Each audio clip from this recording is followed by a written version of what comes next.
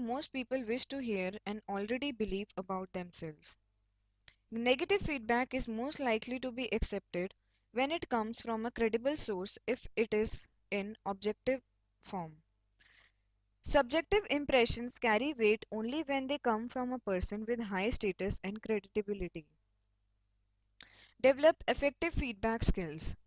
Focus on behavior rather than the person. Example: on a number of occasions you started speaking before she had finished, rather than "you are clearly a bully who is totally uninterested in other people's point of view."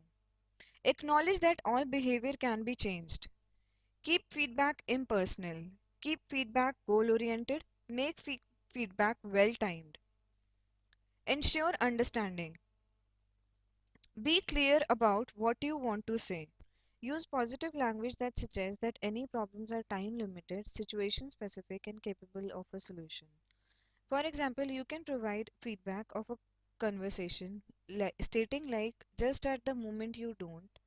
In this instance, you seemed, you haven't yet worked out a way of, next time you might want to," etc.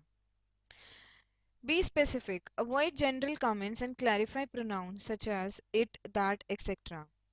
Be descriptive rather than evaluative. For example, for a particular incident, you can speak like, "Did you know you tapped your pen on the table all the time she spoke?" rather than stating it like, "It was really irritating to hear you tapping on the table." Own the feedback. Use "I" statements. For example, "I noticed," "I saw," "I heard." Be very careful with advice. People rarely struggle with an issue because of the lack of some specific piece of information. Often the best help is helping the person to come to a better understanding of their issue, how it developed, and how they can identify actions to address the issue more effectively. Let's take a look at role of communication in organizations. Its key purpose is the direct action to get others to behave in a desired fashion. It incorporates systematic sharing of information plus interpersonal side with the focus on interpersonal relations between people. Let us study the ways through which communication can be carried out in an organization. These are formal and informal ways of communication. Formal communication is the process of sharing official information with others who need to know it, according to the prescribed patterns depicted in the organizational chart. Downward communication is carried out for instructions, directions, orders, feedback. Upward communication for data required to complete projects, status reports, suggestions for improvement, new ideas. Horizontal communication incorporates coordination of cooperation. Informal mode of communication in an organization is sharing without any formally imposed obligations or restrictions. If an organization's formal communication represents its skeleton, its informal communication constitutes its central nervous system. Informal communication includes grapevine.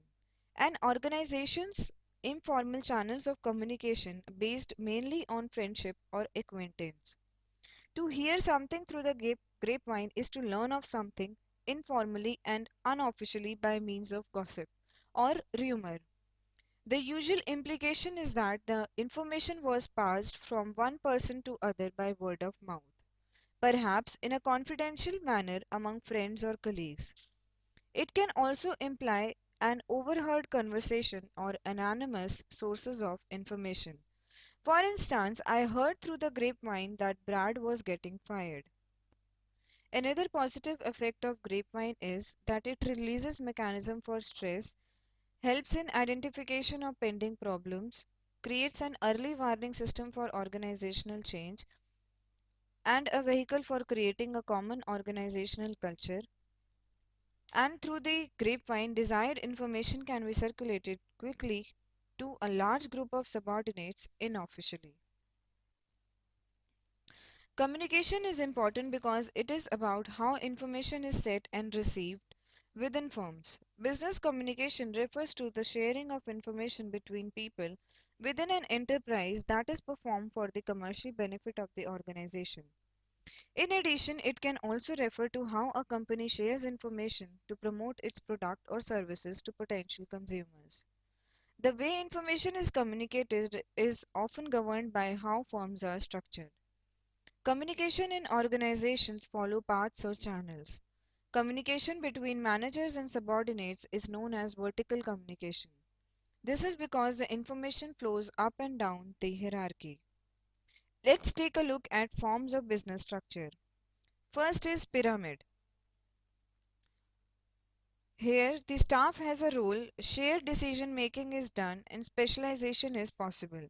Next is entrepreneurial and independent form of business structure. Now let's take a look at the pyramid form of business structure. In the pyramid form of business structure, decisions pass down through formal channels from managers to staff, and information flows up through formal channels from staff to management. In the entrepreneurial business structure, the action is quick, but the pressure is on decision makers. There is greater reliance on key workers supporting decision makers. One or two people make decisions. Mostly small business units have this form of structure.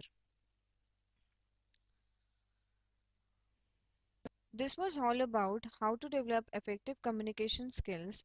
In the next session, we will be discussing about how to ensure corporate sustainability. Thank you.